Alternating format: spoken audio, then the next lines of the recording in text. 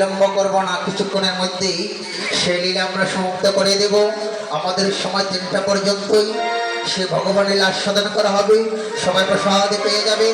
আমরা বহু লীলা আস্বাদন করেছি মায়েরা, এখন আমরা সবাই একটু কিঞ্চিত মাত্র বৃন্দাবনের আস্বাদন করব।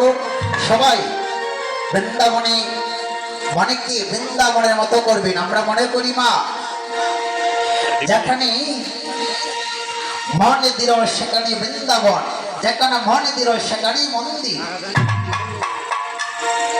মনকে দেহ মন্দির বানাইতে হবে, মনকে বৃন্দাবন বানাইতে হবে মা, আর দেহটাকে বৃন্দাবন বানাইতে হবে, না হলে মা কাজ হবে না।